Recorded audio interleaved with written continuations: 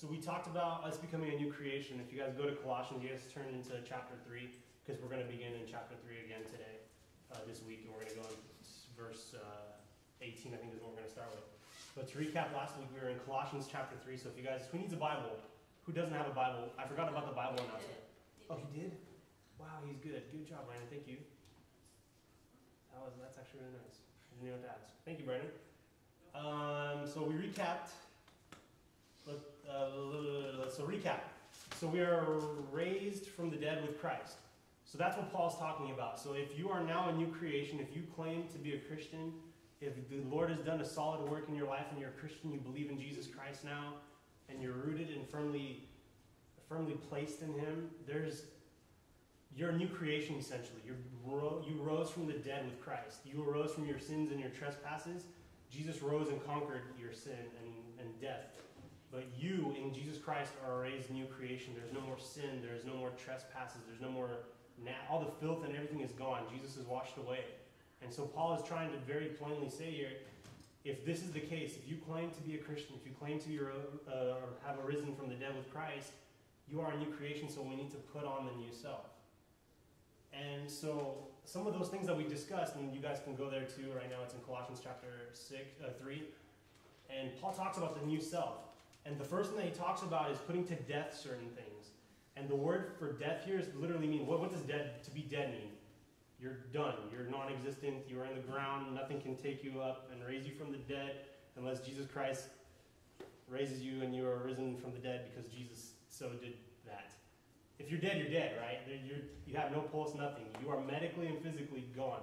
So Paul's saying sexual immorality, impurity, passion, evil desire, being lustful, covetousness, these things must be dead in you. In your new body, in this body that belongs to Jesus Christ, this body that you give ownership to Jesus when you entrusted Him with your life, it now belongs to Him.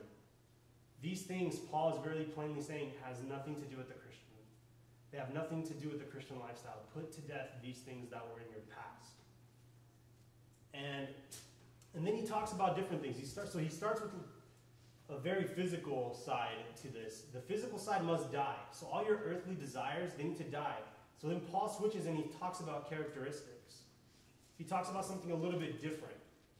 He goes into characteristical things as opposed to physical things. So instead of saying put to death, he's now saying strip off. And the words there for strip off literally mean to take off clothing, to take off layers.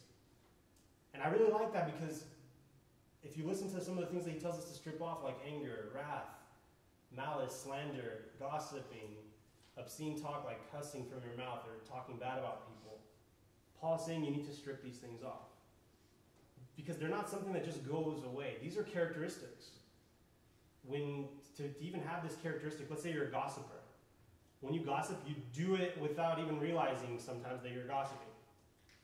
That's just very normal. But Paul's saying to strip it off, take off that layer. It's something that you have to work really hard at, to let go of. So to stop gossiping, it's a process. To stop being angry with everyone around you, to stop reacting in anger, it's a process. It's not something that you can just put to death instantaneously in your life. Because you can't kill certain characteristics just like that. Jesus is saying you need to strip, or Paul is saying that you need to strip these things off of your life. You can't just keep them. You have to work at getting rid of them. Because Christianity, what are we doing? It's all going up. We're all on the up and up, not down and down and down. We're working to something greater, to greater purposes. We can't become perfect just overnight. It takes time. It takes working. It takes a lot of prayer, a lot of in your word time, a lot of reflection, a lot of letting the Holy Spirit to convict you and allowing you to say, hey, that's not good in your life. You need to get rid of that. Lying, cussing, whatever it may be. So the new man that Paul is describing then, if we are to be a new man and this is who we're to be, we need to reflect Christ. This new man reflects Christ. So Christ wasn't any of these things, right? We're not perfect, we're human, but Christ, he wasn't any of these things. He wasn't impure, he wasn't sexually immoral. Those things didn't exist in Jesus. He didn't slander the disciples, he didn't gossip about them. He didn't freak out at them when they didn't understand a parable. Jesus had patience with them. So this new man that we are to become, or new woman, no sexism here, So, or new women, we need to become more like Jesus Christ. So then Paul goes on to say, so this is what the new man looks like. This is what Jesus embodied when he lived. When he walked on this earth, Jesus was compassionate, Paul says. We need to have compassionate hearts. We need to have kindness towards one another. We need to be humble. We need to be meek. And meekness is one of my favorite things because it's putting the needs of others before your own. Making yourself smaller and putting everyone else above you in your life. Patience. We need to become forgivers. We need to ask for forgiveness. And all of this is coming from a relationship standpoint. Paul's talking about a Christian relationship, not about marriage and dating stuff. This is about how we are to treat each other. Everyone. The relationship that Paul is talking about is how I treat my cousins, my sister, my friends, all of you. Yes, Manjan, you. How I treat everyone. And that means the same for you, how you interact with people. And I kind of made a weird little observation that I'd seen with girls. Like, it's a lot of two-faced, like, greetings. I think I gave enough last week of how that voice was. Oh, hi, it's nice to see you. I can't remember which one I did. I do a few of them at home. But there's that coldness. It's not sincere. And the heart of Christ is very sincere. It's very real. It's very alive. It's very active. And the most important thing that Paul addressed out of all of these, because it binds it all together, is love. Without love, being compassionate, having a compassionate heart, being kind, merciful, forgiving, you can't do anything, any of these things without love. Because love brings it all together. It's the glue. It's the glue that works between each and every one of us to bind us together. It's what keeps the unity. And what's love? It's selfless. It's putting the needs of somebody else above yours. And if we all did that, the world would look like a much better place. Church would look like a much better place if you think about it. There wouldn't be that whole, oh, that guy didn't shake my hand this Sunday, or that guy didn't do this, or, you know, it's just like so much superficial stuff that we make such a big deal. If we all just loved one another, you know, we would look totally different. We would act like Jesus Christ acted. These are the characteristics that we would embody. We wouldn't have anger, wrath, and malice. And so this week, since we learned last week about the relationships that we are to have with one another when we come together, and what our relationships are to be when we are anywhere, for that matter, and this goes for non-believers too. We can't treat non-believers any different than we treat ourselves. Sure, we're going to have different conversations with believers than with non-believers, but we can't treat non-believers any differently. Because Jesus loved everyone, not just the believers. So this week, instead of looking at the perspective of necessarily a relationship of how we view ourselves, this week we're going to learn about something a little bit more interesting. We're going to look into a family unit. We're going to look into a marriage. We're going to look into being parents, things that maybe not all of us are right there quite yet, but God is preparing us for those things too. You know, that's part of life, if that's what God has for you, to get married, yes, to be husbands, to be wives, to be parents. They're very large responsibilities. They're not small things, and they reflect the very heart of God. So let's open up our Bibles to Colossians chapter 3, verse 18. So Colossians chapter 3, verse 18. Here we go. Wives, submit to your husbands. Amen. Let's pray. I'm just kidding. I'm not going to do that. We're not going to do the Romanian stereotype or the world stereotype. We're not going to go that route. We're not going to go that route. I promise we're not going to go that route.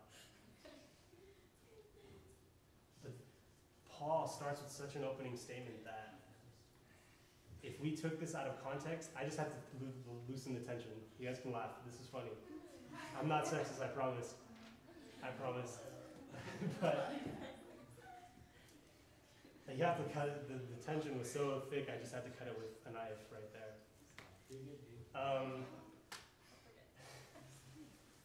Wives, submit to your husbands. This is a very big deal in our culture. I know we're not all Romanians here, but in the Romanian society and the Romanian culture, for whatever reason, this is a hugely taken verse out of context. Because out of context, this could mean so many bad things. If I was to read that verse right now and do what I did, I say amen, and then I pray, and then we talk about wives submitting to your husbands, this would be a pretty nasty conversation, and I could guarantee the girls would be like, it would be a really nasty conversation.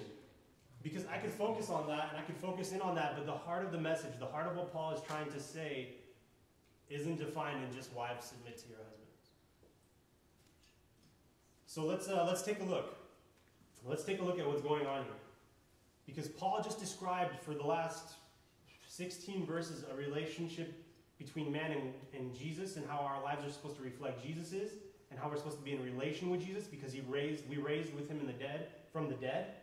And then he talked about how we were to be together in a relationship with one another, and how we're supposed to be kind to one another and loving with one another. And now Paul is digging in deeper into something a little bit more intense. And he's giving us a reflection of the very nature of God himself. And when we talk about the nature of God, it's not something to be taken very lightly. It's something very, very seriously, to be taken very seriously. Because when God says, this is who I am, isn't that what we all want? To know who God is, to know more about him. And that's why I love the Word of God, because he is in every page. He is in every verse. You can find him and you can meet with him in his Word. You can pray to him afterward and let him know what's on your mind. But when God is revealing his very nature and his very character, it has something to say about what we are to be, because we are created in the image of God. It's telling us something about what we should be like. So when we see this, he says, wives, submit to your husbands. The first thing that we need to do is to look at the very institution of marriage itself. And where does marriage come from? Where does it begin? Quite simply, it starts in Genesis. God is creating everything, the universe. He created the heavens and the earth, and there's a whole passage in Genesis chapter 2 and 3, and God says, and he created the birds, and he saw that they were good. He created the heavens and the earth, and it was good. He created the fish and the animals and the stars and the planets, and it was good. He created Adam, and when he saw Adam, God has taken this entire trip looking at the earth, and he's like, wow, I made some pretty good stuff. He looks at Adam and he says, it is not good for man to be alone.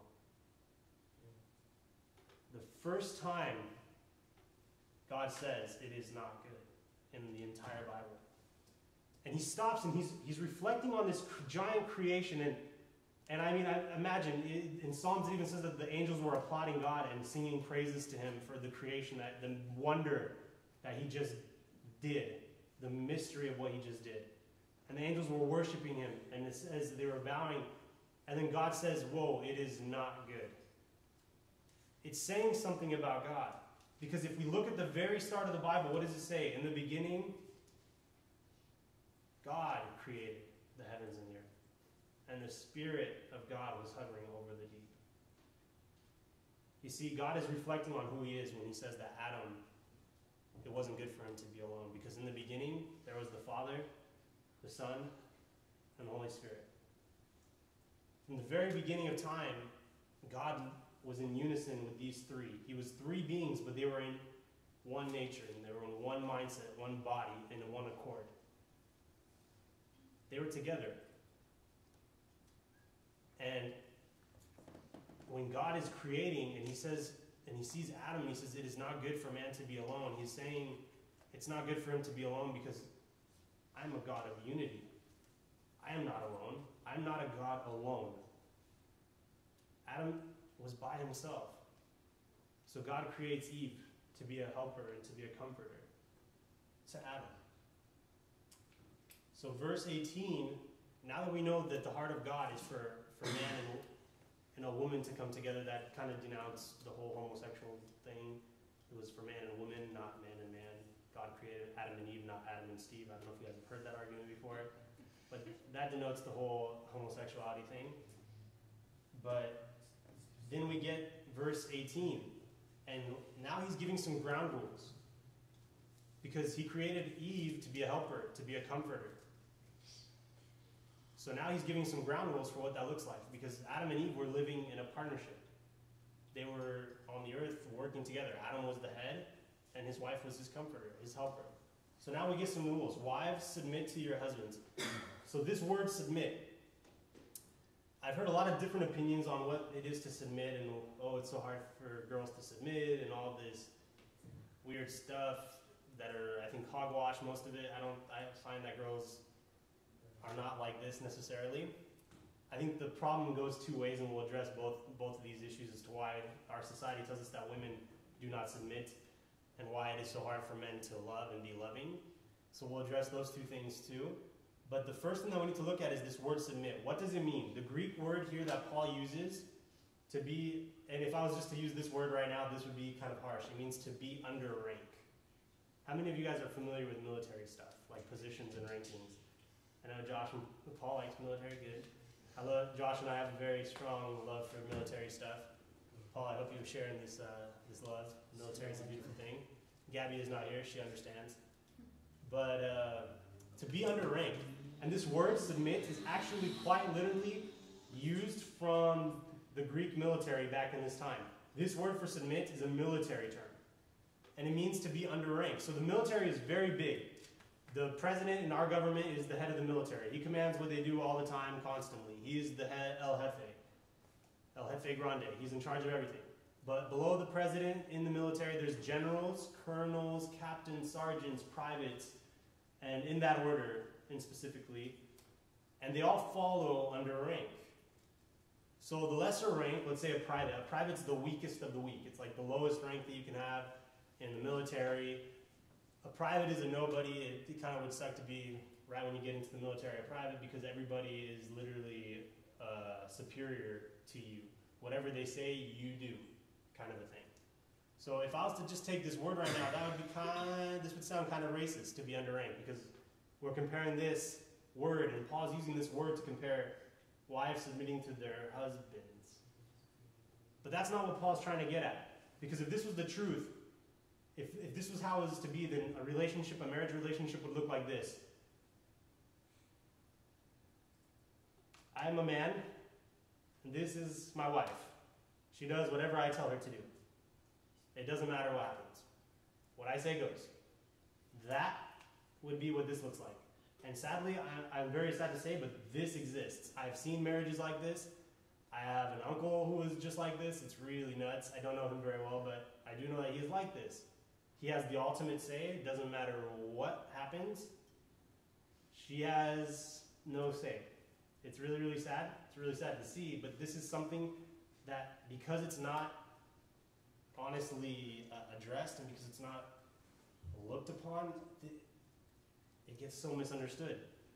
And women get a very, very bad rap in this type of system. And that's not what God's heart is.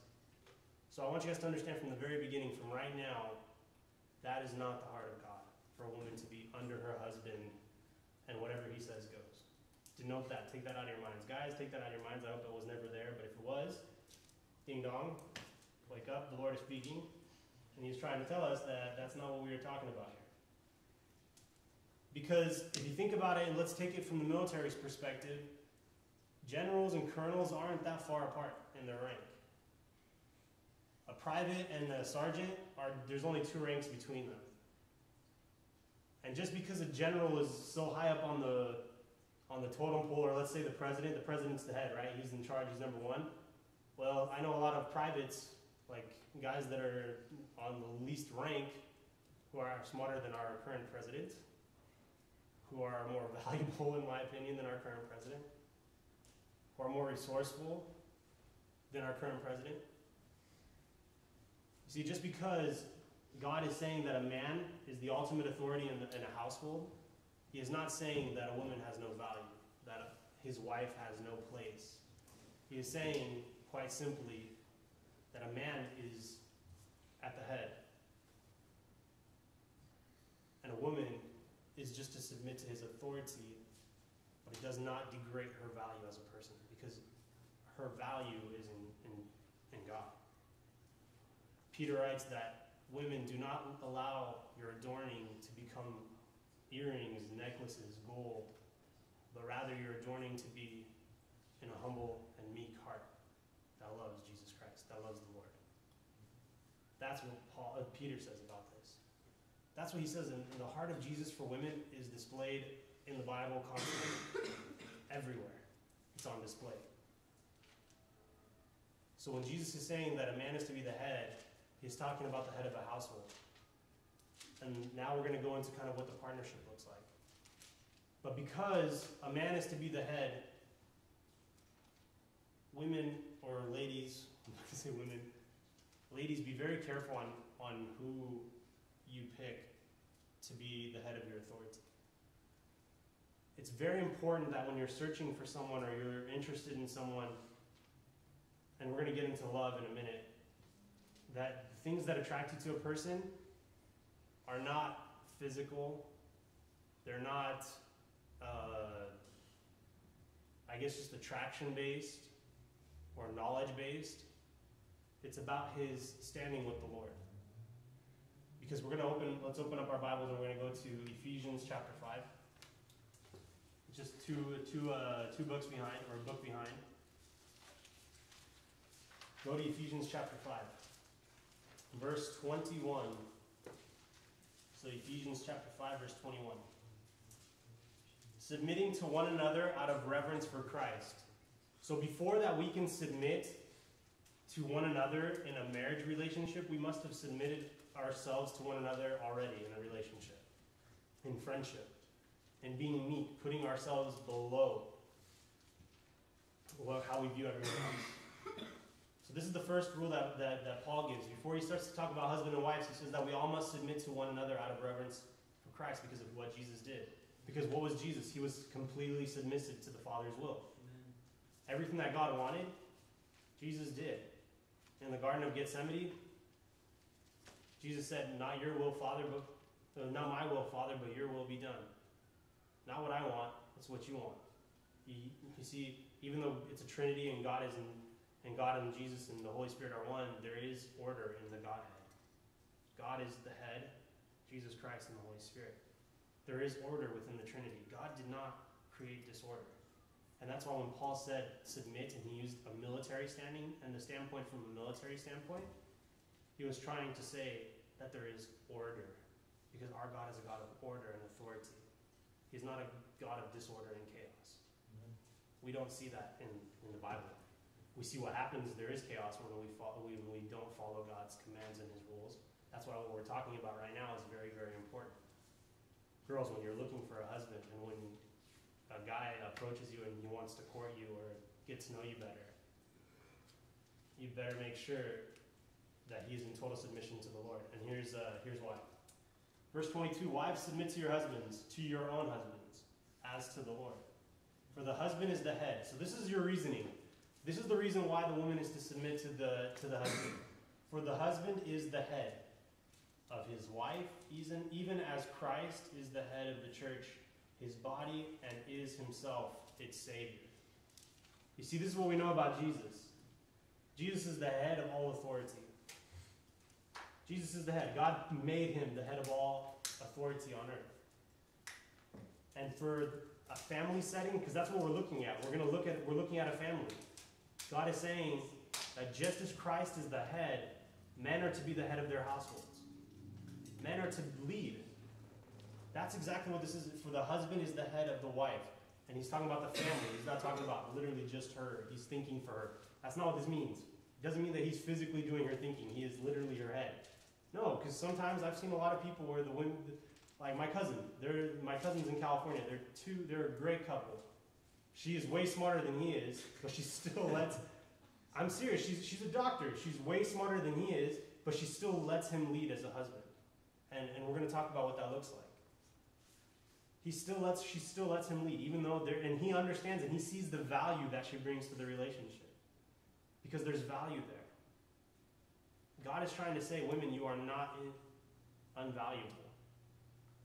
But when you are to come into a marriage relationship, you are submitting to the authority of a man.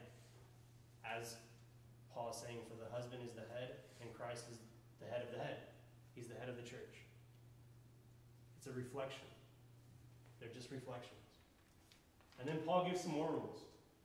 Let's go back to Colossians. Submit to your husbands as is fitting in the Lord. So this is the key part, as is fitting in the Lord. Your husband is the key, or you are the key, but this is the key to your marriage. As is fitting to the Lord.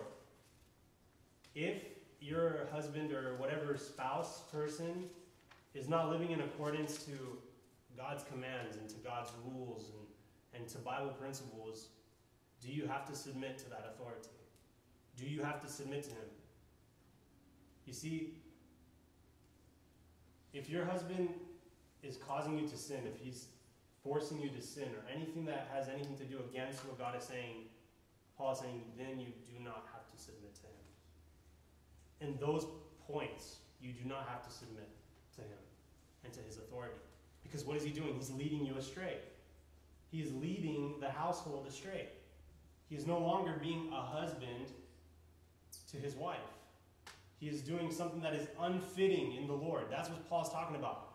Submit to your husbands as long as it is fitting, as it is fitting in the Lord. So be very careful at who you decide to take on as a spouse, girls. If he doesn't resemble Jesus Christ in the way he talks, in the way he walks, in the way he lives out and carries his life, I can guarantee you he is not going to treat you the way you deserve to be treated. And you're going to find yourself, and I've talked to so many people that find themselves in those positions where the guy was so sweet, so nice, he was so handsome, he was so this, he was so that, he was so romantic. And then when they get married, it's like they married a completely different person. Why? Because we were more busy with the romantic aspect of it. Is he attractive aspect of it? Is he affectionate all the time? See, those are good things. Those are very good things. But if that's the basis of why you're going to engage in a relationship with someone for the family and marital purposes, the marriage is going to not be what you thought it was going into it. It's flowers and roses when you date, but then when you're married, the real stuff starts to hit. The real world problems start to come on. And the person that you thought you married is not the person that you married. It's going to be a whole 180. It's going to suck because marriage is a for everything. It's not a let's get a divorce and add to the statistic, right? Because what is the divorce rate at? Like 54%? It's not true. It is true. 50 what? 53? It's crazy. Anyway, that's a huge statistic, but a lot of it stems from this. A lot of it stems from this. So submit to your husbands, because when you're married, it's marriage forever. Submit to that authority, but make sure that you know that boy inside and out, because you are going to be with him for the long haul. It's not a piece of paper, revoke, I'm going to annul this. It's a forever thing. Marriage is very serious to God, and we can talk about divorce, but we're not going to go into that. We will not have enough time for that. That'll be a long conversation. But wives, submit to your husbands as is fitting in the Lord.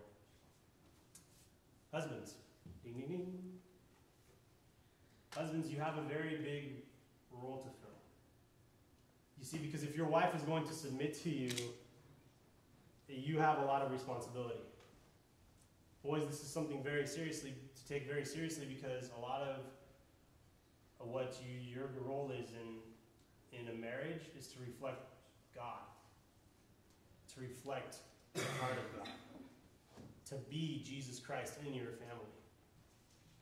See, because God is the head of the family. God is the head of all rule and authority. But underneath that bracket, he says, then it's man, and then it's woman, and then it's children. That's the order. We're going to get into children too. But because you are second in authority on earth, that makes you first in authority, only second to God. That makes you the head of your household. That's what we just read in Ephesians. You are the head of the household. You are in charge. Husbands, love your wives. Let's talk about this love for a little bit. You see, because Paul wrote something very interesting. It was very hard for women back then to submit. It might still be true today. I don't know if it is. But something that I can tell you about a guy, from my perspective, and from well, not my personal, but from a worldly perspective of what we have out there, It's very hard for a guy to love just one person. We see it all the time. They're running around constantly. So husbands, love your wives. Let's look at this word for love. Let's look at what we're looking at here. Because what is love? Well, we've learned about love. Who is the definition of love? Jesus is the definition of love. So if we're going to resemble love, then we need to resemble Jesus Christ. And the type of love that Paul's talking about here, and the actual word for love here is agape, which is a sacrificial love. We did talk about this, but I have heard the other side to it. Matthew, we can talk about that later. We had a little debate about what agape love was. But it's, in one word, it's sacrifice. It's sacrificial. Paul changes his tone completely in his writing. He starts with the women, and now he's reversing towards men, and he's saying, husbands, love your wife. Because apparently that's a very hard thing to do. You see, agape love is not the romantic love. It's not the affectionate love. That's not what agape love is. The type of love that God is telling and commanding for men right here, quite simply, is sacrificial. It's putting yourself in second place and putting your wife in first. Interesting, because we just learned that the woman is supposed to submit, the wife is supposed to submit to the husband. And the kind of love that Paul is talking about towards a man is the exact opposite. He's saying, no, put her in first. Treat her as number one. Make her the number one aspect of your life. And God, that's what he wants for all of us. And he wants this as the heart of who we are to be and whatever we are to become. Agape love is caring. It's a state of both mind and heart. It's not something fake. It's very sincere. The kind of love that we're to show to one another, and in this particular case, he's not just talking to men, he's talking to all of us here, but in specifically towards men, we are to be sacrificial, self-denial. It's putting somebody above needs, somebody else's needs above our needs, and that's what Jesus did. You see, that's what Jesus did. The kind of love that Jesus showed for us was sacrificial, did he not? That is the kind of love that God commands of a man in a relationship. It's putting yourself second. It's denying yourself. Jesus, when he prayed in the Garden of Gethsemane, he denied his will. He denied who he was to submit himself to God's authority and to God's plan. He denied who he was. He submitted. Because God had a bigger plan. He had bigger purposes. And Jesus completely submitted himself to that. And that is the exact same kind of submission and the kind of love that we are to show to our wives. Guys, the kind of love that you're supposed to exemplify isn't surface love. It's way deeper. It's not surfacey. It's not the, oh, you look so good today, I love you kind of love. It's the, I'm going to give 100% of who I am to make everything that you are that much better and to have a better life. And that's the kind of view you're supposed to take towards your wife and towards your children. You see, men have a very big role to play in the family, as do wives. I'm not trying to say that the men are to be way over and they're way more important. That's not the case. For this to work, for a marriage to work, one thing that I can tell you about a guy is that we love to be respected. We don't like to be disrespected. We were talking about this a few weeks ago about how, like, some weird book that we read about, and it was one of the things that the book suggested was that that women don't talk about their husbands' like insecurities in public, and that was like news to them. Like it was the strangest thing. Guys hate that. We don't like to be disrespected in that sense either. But that's what it was. It was an insecurity. Guys like to be respected in every aspect. So the submission part is a respect part.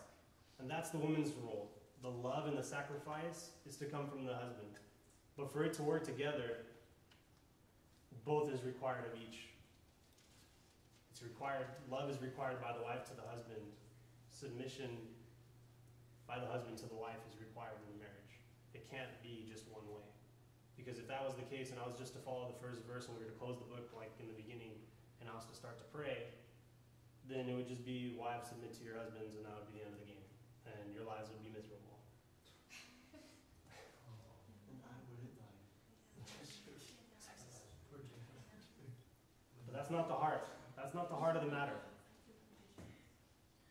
Do you guys kind of see where this is going and how God is so reflective in relationships to who he is? It's just, God is one being. And he wants us to become one in a marriage setting. And then when it comes to being together in friendships, he wants us to be of one mind, of one unity. That's what he wants in a marriage too. And it's the foundation for family. It's the very foundation for a family. So let's continue to read. Let's keep going. We have here, husbands, love your wives. So first rule, love your wives. Second rule, do not be harsh with them. So the word harsh doesn't mean like being mean necessarily, it means bitter. Don't be bitter and angry towards your wife. So it's saying that the love that you have for your wife, basically, if she messes up, if she does something wrong, don't be bitter with her. Have this sacrificial love. Have mercy. Show mercy to your wife. If she makes a mistake, have mercy on them. Same goes the other way. Ladies, your husband is not going to be perfect. He's not going to be Jesus Christ. You want him to be like Jesus Christ, but he's not perfect. You want him to be like that, but he's going to make mistakes. He's not perfect. Love him. Be merciful on him. Let's continue, because now we get to talk about kids. Children, obey your parents in everything, for this pleases the Lord. Okay, so I had an interesting conversation with a little kid 2 weeks ago on passing towards Sunday school. Huh? No, it was really funny. But he started to talk to me about how whatever his dad says goes, and I thought it was really cute because he didn't, even if he wanted this cookie, that's what he wanted. He wanted the donut. And he couldn't have it. He knew he couldn't have it. And so I kept seeing him reach for the box. He would open it. He would close it. And he would stare at it for a couple seconds. And then he would open it and close it. And this was in the kitchen. And he just was not stopping. So I approached him. I was like, what are you doing? Do you want a donut? You can have a donut. It's not a big deal. He's like, yeah, I want a donut. And I gave him the donut. And as soon as he took it in his hand, he freaked out. He put it back in the box. My dad doesn't let me have donuts. My mom and my dad said I can't have donuts. And I was every part of me wanted to be like, they don't have to know. And then I realized something, I was like, oh, that's not good. That was bad. I was thinking in my head, I'm just going to let this kid have the donut. It's just a donut. It's not going to kill him. But then I remembered the teaching for this week, and I thought back on it, and it says very simply, children, obey your parents in everything, for this pleases the Lord. So instead of wanting and instead of giving him the donut, I actually applauded him. I was very, very happy and very relieved that kids are still obeying their parents. I know it's rare nowadays. I did an internship at a kindergarten in high school, and I had to stay with kindergarten kids, and the little kindergartner cussed me out. It's like little kids, man. Nowadays, I just don't understand. It's like a hidden art. It's lost. The respect factor is not there anymore. And kids are not obeying their parents. But Paul is saying, children, obey your parents in everything, for this pleases the Lord. The keynote here is it's talking about children. It's talking about adolescents. So what does that mean for adults? Very simply, it means this. If you're still living at home, if you are still in your parents' household, we are to respect our parents. We are to obey them and their authority over us, because for the family circle, for the family unit to be in order, God is the head, father, or husband, wife, we'll put them together because it's a partnership, not an individualistic mentality. It's husband, wife, and then it's children. The children are to submit to the parents' authority. Whatever they say goes. There is instances where you don't have to obey your parents, just like you don't have to obey someone that is causing you to sin. Whenever anybody is causing what you're doing to sin, is that really Jesus Christ? Are you really acting out on Jesus? You were not supposed to sin, right? So if someone's telling you to sin, you shouldn't sin. If your parents are having you do something for whatever reason that is anti the heart of God, that is anti his personality, you do not have to do those things. You don't. But for those that are out of their parents' households, for those that are living on their own or they're married, there's still a rule for you, even though you don't have to obey your parents in everything anymore. Because how weird would that be if you're married and you still have to obey your parents? That's kind of weird. It would be pretty weird. Casa 7 o'clock. 11 o'clock curfew. That would be weird. I don't know. I just think that'd be weird. There is a rule, though. If you guys turn back and go to Ephesians, back where we were in Ephesians, we're going to go to chapter 6. There is a new rule. Chapter 6. Chapter 6, it says the same thing. Verse 1. Children, obey your parents in the Lord, for this is right. So it's the right thing to do is to obey your parents. And we're talking about children, people that still live at home. But here's rule number 2. Honor your father and mother. This is the first commandment with promise, that it may be well with you and that you may live long on the land or in the land. You see, after you're out of your house, after you don't live at home anymore, your parents are still your parents. They still raised you. They still gave you clothes. They still bought you that car. They still fed you for your whole entire life until you got out of the house for that point. The statistic is like some $150,000 will be spent on a child by the time he's out of the household, or he or she are out of the household. That's what a parent spends on a kid from being a baby till when they get out of the house. That's a lot of money. I think we owe our parents some honor and respect. Even when we're out of the household, we still are to honor them. We are still to honor our mother and our father. And then one of my favorite things, so children are supposed to obey their parents. Quite simply, it's respecting the order that God has given and he has instituted into our lives. The institution of family. Verse 21. Fathers, do not provoke your children, lest they become discouraged. So, to provoke. I looked into this word a little bit because a lot of kids nowadays and a lot of teenagers are dealing with different things with their parents. Some of our parents are more, we'll get into that in a second, but the word for provoking here is to be irritating, to stop, to unprevent. It's like preventing growth, to be agitating, to be irritating in your child's life. So, back to what I was saying, a lot of the youth today, and I'm not saying necessarily here, but a lot of teenagers nowadays and in society today, we have a lot of problems with child abuse, with all sorts of different types of things. Some parents are unreasonable. They're not necessarily abusive, but they're unreasonable. They have super high expectations about what your education should be, what standard you are to live by, and they're just really controlling, some of them. Mean behavior can lead into the abuse thing. And that's what this word is all about, this provoking. You see, when our parents are like this, that is when the Bible is kind of giving us where God is trying to say, you don't need to submit to this kind of stuff. That's when you get help or any of this stuff is going on. That's what the anti of what our parents are supposed to be. That's what this word is. It's saying husbands or fathers, do not provoke your children, but the same goes for moms. I've met moms that glorify their children to kingdom come. Not good, because we make idols of our children. Do you guys know that? Parents can make idols out of their kids.